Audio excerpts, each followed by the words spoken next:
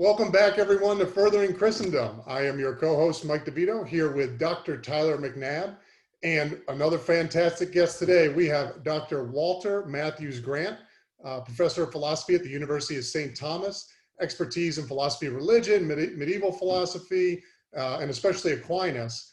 And we're going to focus specifically on one of the papers that Dr. Grant wrote today, Can a Libertarian Hold That Our Free Acts Are Caused by God?, which was published in Faith and Philosophy in 2010.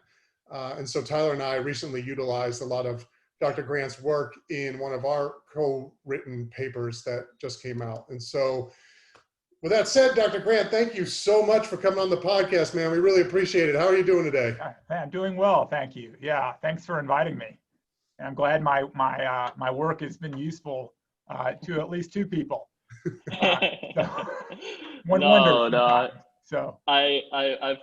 talked with a handful of people in my little Thomist analytic circles, and they're big fans of yours. So okay.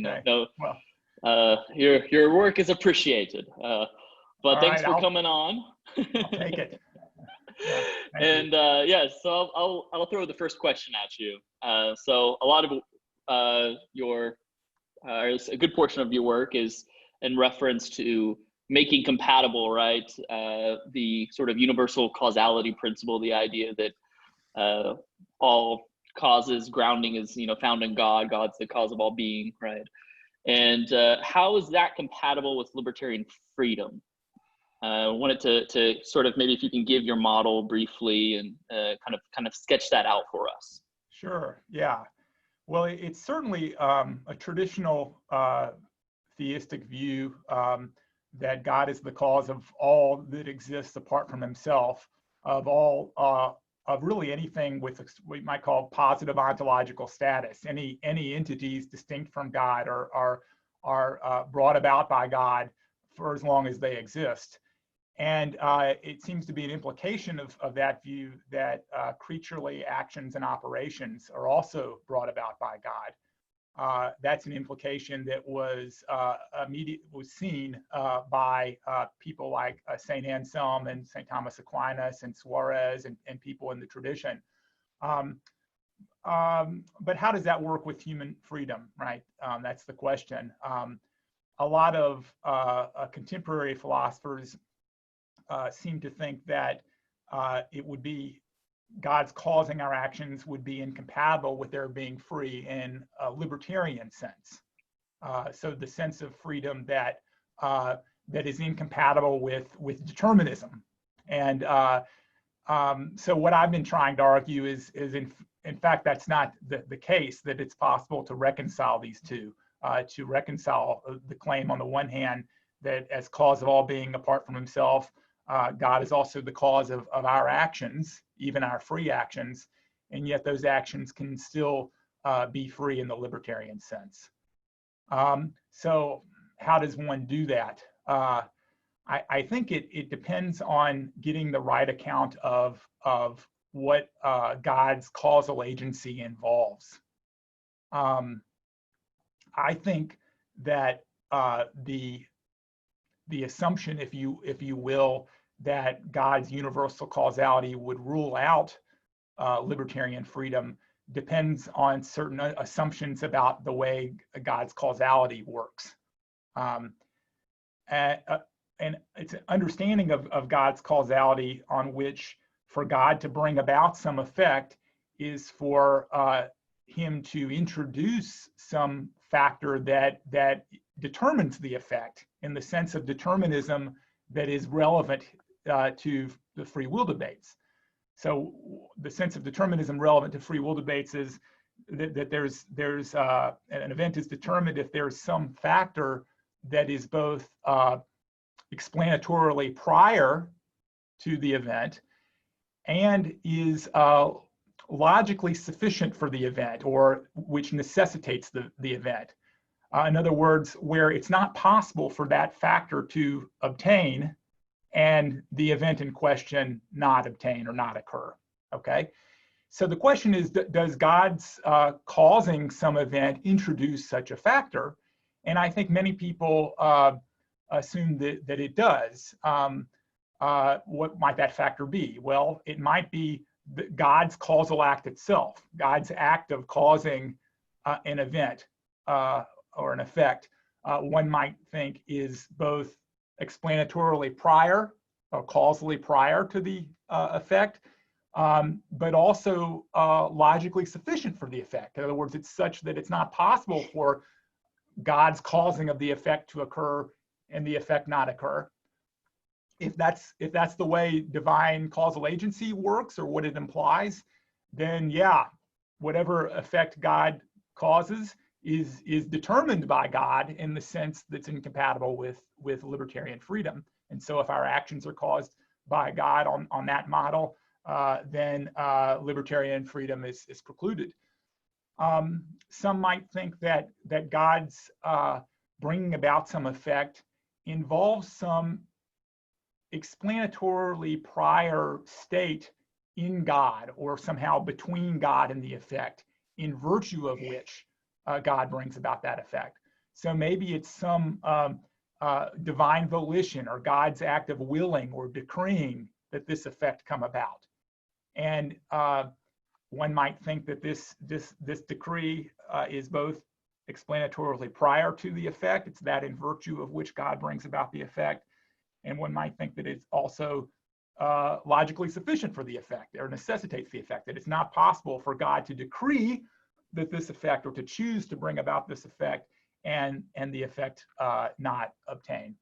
So those are, I think, some standard ways of thinking about divine agency, standard, I should say, among sort of contemporary philosophers of religion. One could talk about why they hold those views. I mean, I think it's not, I mean, it's understandable that they would think about divine agency that way.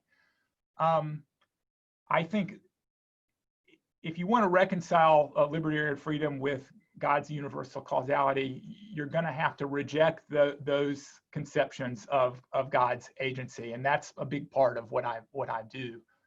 I've been talking for a while. I could go on, or if I don't know if you have any. No, thoughts. please continue. Yeah. Yeah. So,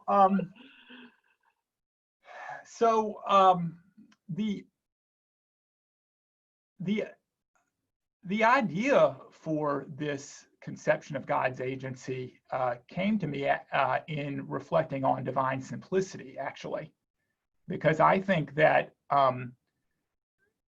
it's an account of agency, what I call the extrinsic model of divine agency, although the name's not necessarily that important. But I think it's the model of God's causal agency that we probably need if we're going to maintain the doctrine of divine simplicity alongside the doctrine of God's freedom to have created otherwise than he does. Okay, so if we go back to that, one of the accounts of divine agency on which it looks like God would be determining all his effects. It's an account on which for God to bring about an effect, he's got to have a certain decree to bring about that effect, or a choice or something like that. And this choice or decree is often thought of by contemporary philosophers of religion as an accident in God, just like our choices might be thought of as accidents in us, right? It's an accident in God that is explanatorily prior to then the effect that comes about. But that would be incompatible with divine simplicity, right? Because divine simplicity rules out God's having any accidents. Well, what's another alternative?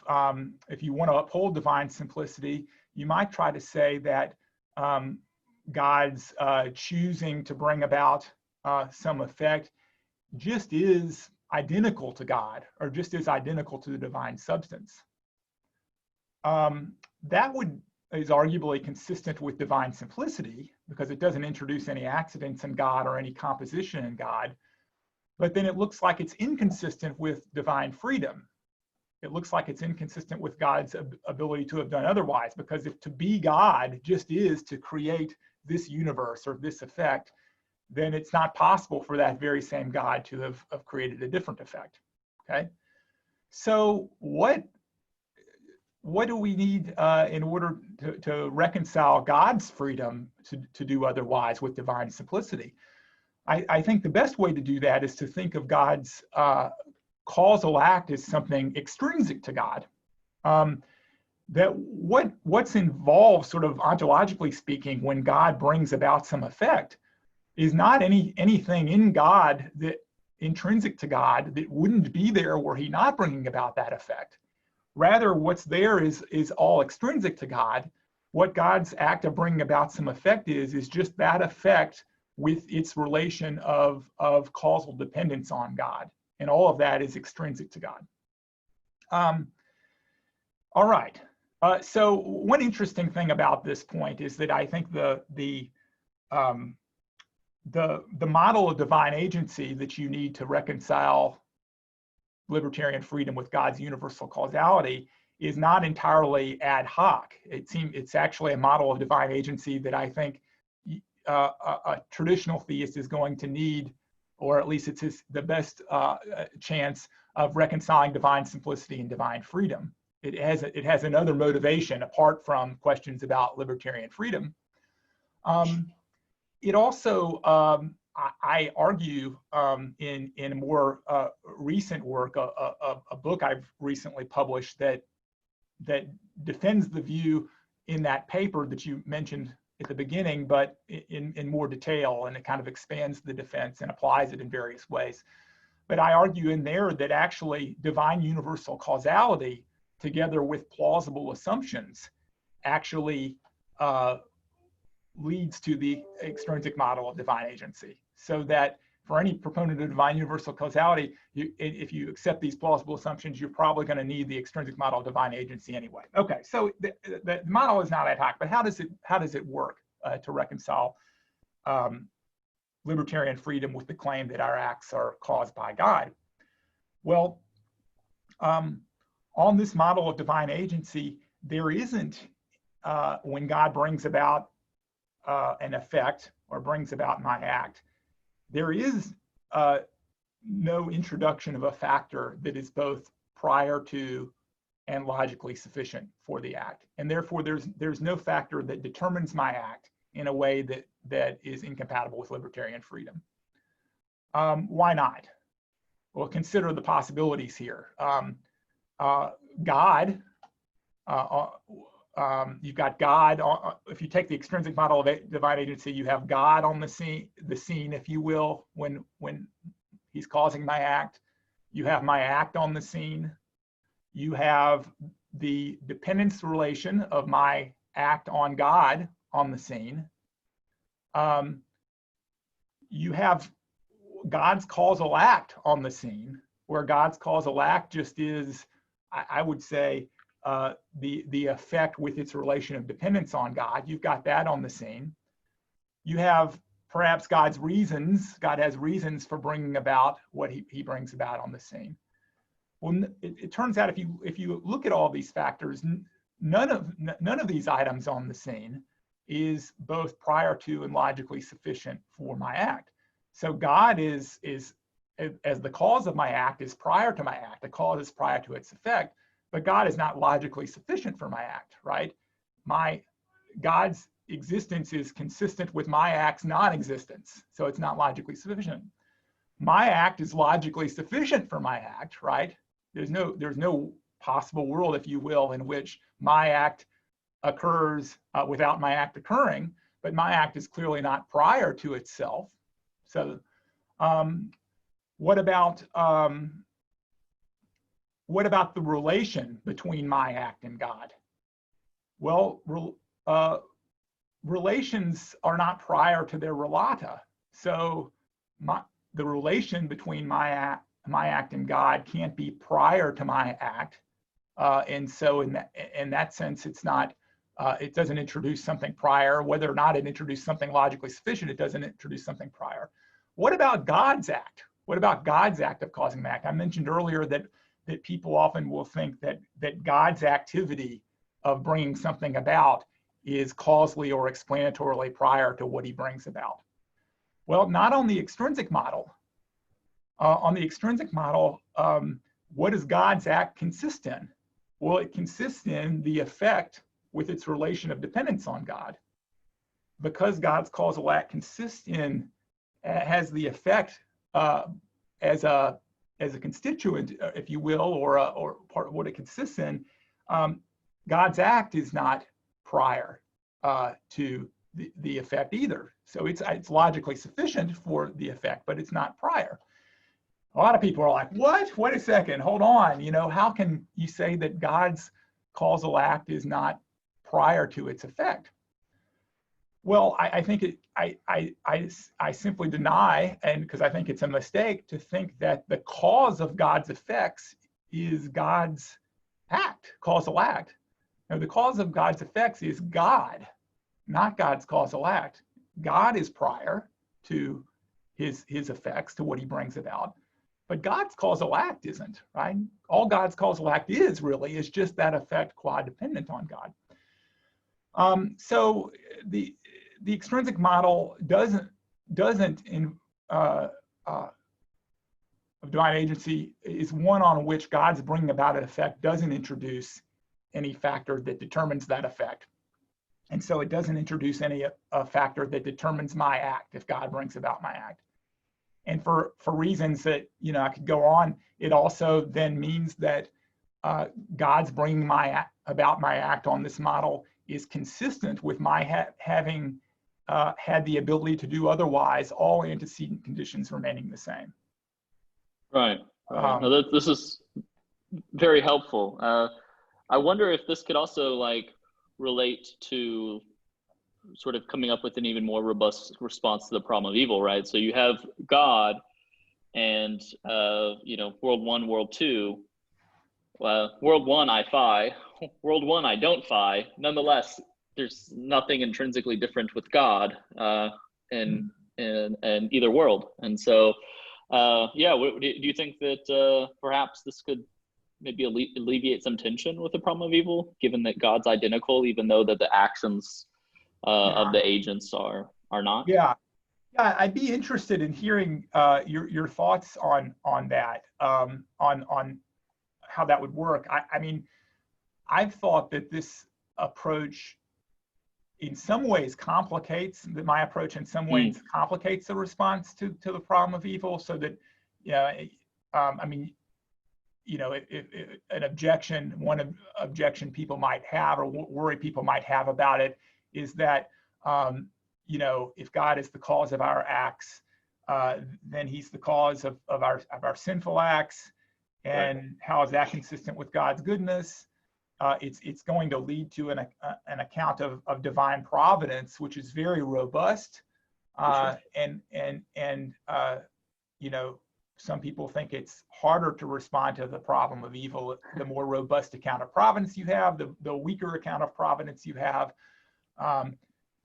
Maybe the easier it is to respond. I assume that's in part what attracts people, many people these days, to weak accounts of divine providence. But anyway, yeah. Yeah, no, I follow that. It seems to me that that when I think about God being literally identical in world one as world two, and you know, in world one I rob a store, in world two I help an old lady across the street, and God's identical in both worlds, and it's there's some sort of I guess the worry about God being responsible seems to go away actually for me. Yeah. So yeah, I'd be interested to think more about that. But yeah. What do you think the best objection to your view is? Is there some sort of objection that you think sort of gives your view the most trouble, and how would you respond to that objection? Yeah, I'll tell you what probably the objections that have worried me the most are ones connected with the problem of evil. You know, I think these are answerable objections, but so for one thing, I mean, as I argue in this recent book, I think that this account, and if you affirm divine universal causality, and even if you can get libertarian freedom reconciled with it, I think it actually rules out the free will defense as a response to the problem of evil and the problem of moral evil in particular. Okay. Well, that's most people's sort of go-to. Certainly, most libertarians go to when they are trying to respond to the problem of evil, and I think if you really affirm divine universal causality, even if you can reconcile libertarian freedom with it, I think for reasons that I spell out there, that you're going to have to give up the free will defense, which means you're going to have to respond in some other way. Now, I think there are other ways you can respond, and I think it turns out that on this approach, I've given this approach, by the way, a name in the book that is more recent than that one in the article you mentioned. I call it dual sources, because it's a view on which I think our acts, our free acts, have dual sources and are ultimately up to us, genuinely up to us, but also ultimately up to God. Well, I argue that even though dual sources has to give up the free will defense, it's sort of surprisingly, at least it seems to me, not as a great a disadvantage in responding to the problem of evil as you might think when compared, say, to alternative approaches like Molinism or like open theism. Why that is kind of spelled out in great detail, but in the book. So I mean, I can go into things if you want, but that's what I argue. So, but anyway, your initial question was what's the biggest objection? This is one that has worried me and that I've tried to spend some time dealing with. How you respond to the problem of evil, the level of God's involvement in sin and in the evil in the world seems fairly high on dual sources compared to some of the alternative accounts, especially alternative accounts that endorse libertarian freedom. Other people have worried that this idea that God would be intrinsically the same across possible worlds where his effects differ. Some have worried that it sort of makes divine causality unintelligible, or it makes it unintelligible how God could account for the world. I myself am not very impressed by that objection. I respond to it in the book and some other places. But some people are. Some people think that, a connected objection would be that you don't have the kind of explanation that you need, right? Or maybe the thought is that actually you need to say that God's actions are explanatorily prior to his effects. Anyway, I'm not convinced by that either, and I address it some in the book, but those are some of the ones that come to mind. Yeah, I think that's what's doing some of the alleviating of the problem of evil. My worries about the problem of evil is because if the idea that God is causing me to do some evil action in some sense, I think the initial worry is like we're imagining God with sort of like we're anthropomorphizing God, and we're thinking he has this sort of intention that he's bringing my action about and so forth. And I mean, if he's literally the same in this world as he is in the world where he's causing me to walk the old lady across the street, then it seems like this anthropomorphizing that sometimes we do when we think about the problem of evil is wrong. And if that's wrong, then it seems like the problem of evil is alleviated, at least to some degree. And so the unintelligibility objection, I guess, would relate to the problem of evil objection, I think. I see. Yeah. I mean, I guess the question is, so I think although God's actions are not explanatorily prior to the effects in which he brings those actions about, I think he's still responsible for his effects in certain ways. And so the question is that responsibility still going to carry with it whatever concerns one has about the problem of evil? But I mean, that'd be an interesting question to delve into, right? I mean, sure. These ideas, they take, you sometimes have to develop them for a while to see whether they're going to go anywhere or whether they're not, Right. Well, so you mentioned Molinism.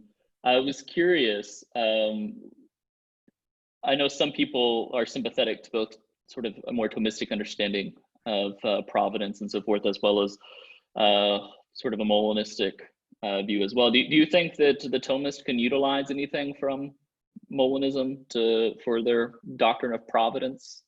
Yeah. Or do you think that the two projects are just utterly incompatible? Yeah. I think sort of traditional Molinists, if you will, if you go back to Molina and Suarez and so forth, I mean, they're going to hold some things, affirm some things similar to what I would want to affirm and what Thomists would want to affirm. I mean, I think they want to affirm God's universal causality. They, I think, want to affirm libertarian freedom in a way where, in other words, I think they want to affirm that if my act is ultimately determined by some prior factor over which I have no control, then I'm not really responsible for my act. I think they want to affirm that I would not be responsible in that case. And I think libertarians and incompatibilists in general want to affirm that I would not be responsible in that case. Thomists, disagree on that point, right? So there's some Thomists who share that libertarian intuition and then want to argue that what Aquinas says can be made compatible with it. And there are other Thomists who will say, no, if you understand Thomistic metaphysics rightly, there can be no such creaturely freedom, right? That's impossible, but clearly we're still free. So maybe and they oftentimes don't like to talk in terms of libertarians or compatibilists, right? But I think what in effect they would be is compatibilists, maybe they're not, maybe they don't think there's anything in the creaturely realm that determines our actions, but there would be something involving God that would.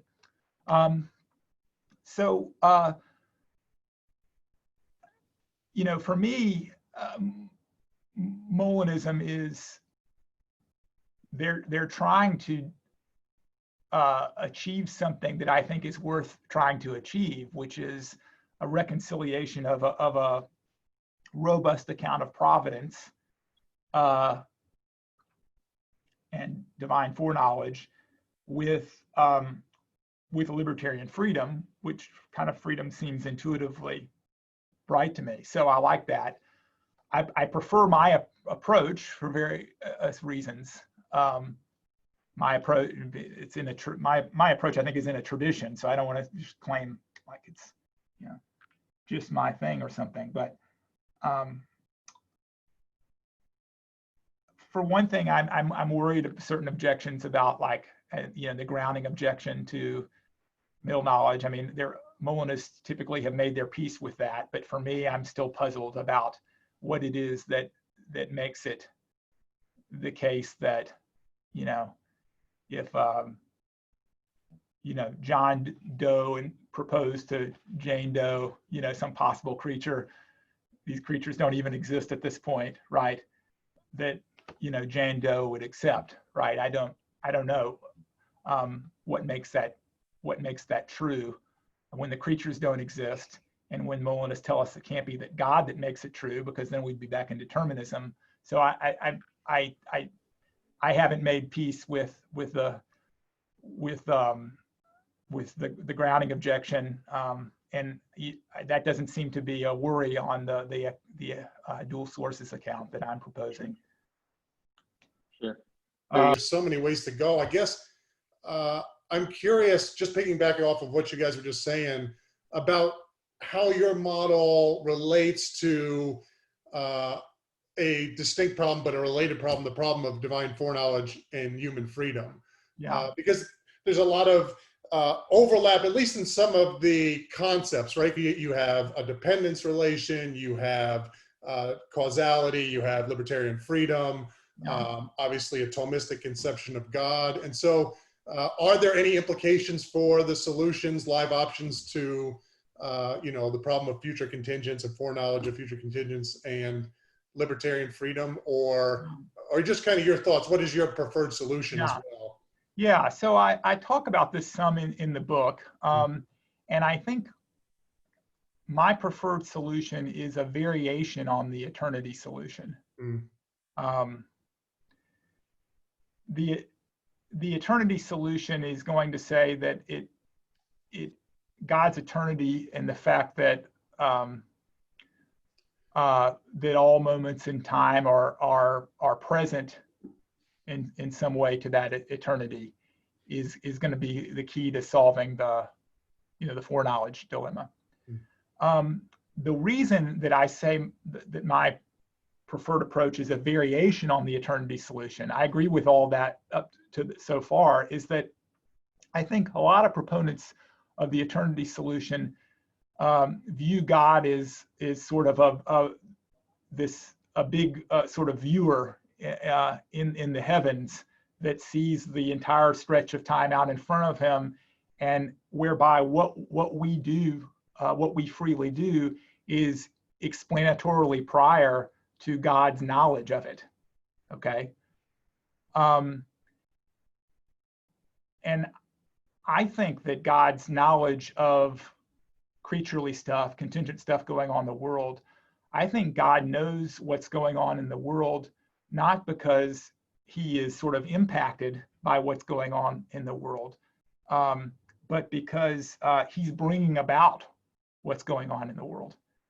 And so it's a model of God's causal or agential, if you will, knowing. God knows what's going on contingently in the world, including our free actions.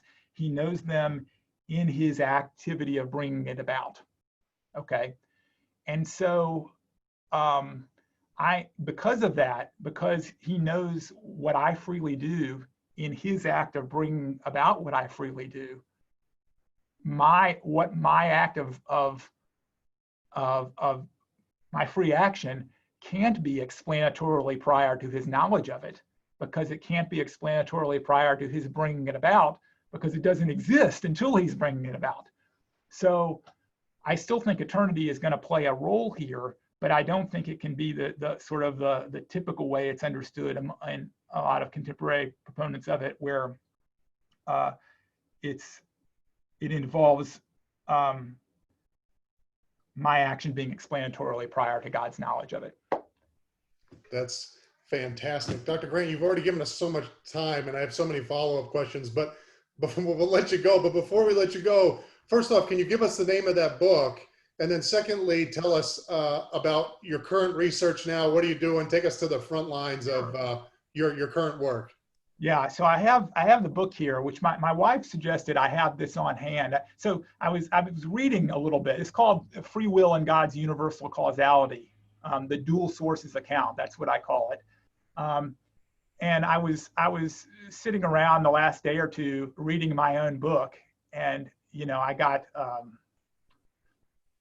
poked fun at a little bit from my wife. You said, "Oh, is that a good book?" Yeah, it is a good book. It's a great book, right?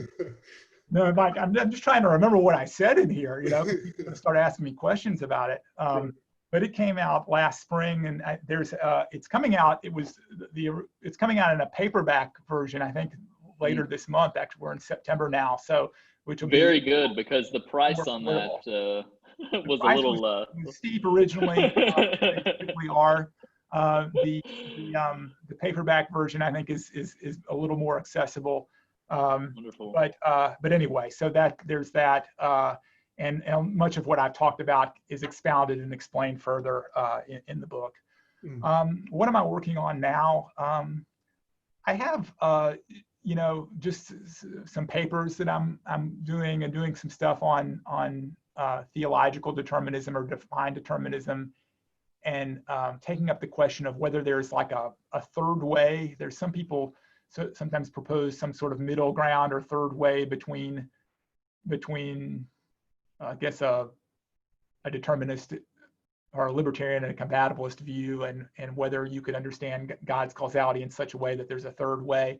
I'm actually influenced in some ways by some of that work, but I'm inclined to think there really isn't a third way. And so when you look deep enough here, you're either going to end up with a determinist or a non-determinist view, a libertarian or a compatibilist view. So I'm working on that. I'm going to probably be doing some more work on divine simplicity, and then further afield, maybe some stuff on questions about God's goodness, which come up a little bit in the book. But I've got some exploration to do on some issues there. So, yeah. And I'm gonna feel really embarrassed that this is not your work, but I all of a sudden I'm remembering a paper on divine simplicity where there's a comparative aspect with Aquinas and Palamas and Scotus. Is that your work? No, but it might be the work of my colleague Mark Spencer. Yes. Okay. Yeah, it's a good paper. Interesting. Yeah. So I recommend it. Yeah. Very good. Well, thanks again for coming on, and we enjoy your work and enjoy our time with you here. So thank you for. Yeah, thanks. I've enjoyed it. So thanks very much for having me, and best wishes on your work. It sounds like you are up to interesting stuff, and your podcast. So thank you. Thank you very much. Thank you so much, Dr. Grant. We really appreciate it. Thank you. Thank you. Take care.